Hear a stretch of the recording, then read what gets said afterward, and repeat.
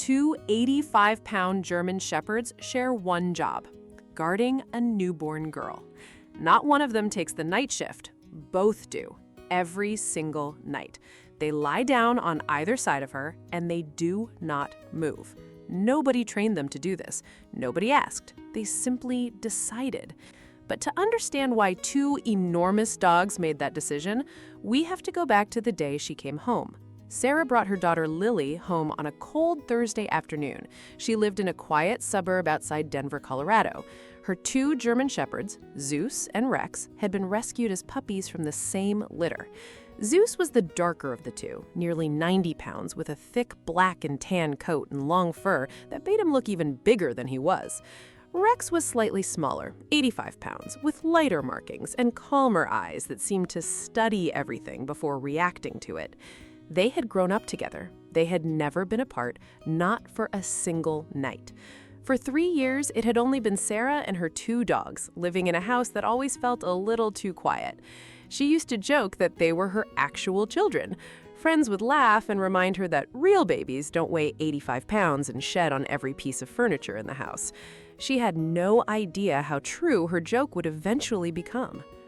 When she opened the front door with Lily wrapped in a pink blanket, both dogs went completely still. Zeus moved first. He walked towards Sarah slowly, his head low, his eyes fixed on the small bundle in her arms. He sniffed once, then he sat down. Rex did the same thing seconds later, settling onto the floor beside his brother.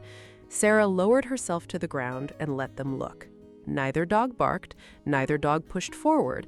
They simply watched, as if they were waiting for permission. She placed Lily gently between them on a soft blanket. Zeus leaned in first and pressed his nose against a tiny hand. Rex rested his chin an inch from her feet. For a long moment, nobody moved. Sarah didn't breathe. She had spent 9 months preparing for this exact scene, and still, nothing could have told her what to expect. Then, Lily's small fingers curled instinctively around a patch of Zeus's fur. Zeus didn't flinch. He didn't pull away. He simply lowered his head another inch, as if he understood exactly how careful he needed to be. And that was the moment everything changed. From that day forward, wherever Lily went in the house, one of the dogs was already there. If she was in her crib, Zeus was at the door. If she was on the living room floor, Rex was stretched out beside her. They never both left the room at the same time. It was as if they had made an agreement without a single word. But what they did during the 3rd week, nobody in that house was prepared for. Sarah started noticing a pattern.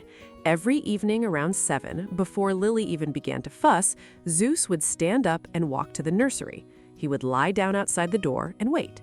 10 minutes later, Lily would wake up hungry. He knew before the baby monitor did. Rex had his own ritual. He would rest his head at the edge of Lily's bassinet each morning, completely still, until her eyes opened.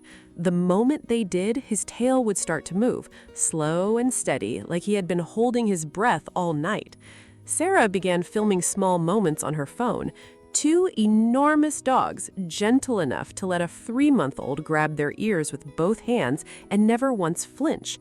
Neighbors who once crossed the street when they saw the size of her dogs started stopping to watch instead. One woman who used to pull her own children back on the sidewalk began waving hello every morning. Word got around the neighborhood fast. Everyone wanted to meet the 2 guardians. If this story is touching your heart the way it touched ours, please take a second and subscribe. Every subscriber tells us these stories matter. Little did Sarah know, the real test was still coming. By the time Lily turned 6 months, the bond had grown into something Sarah could barely explain to people who hadn't seen it themselves. Zeus had appointed himself the night guard, sleeping across the hallway outside her door, angled so he could see both the stairs and the nursery at once.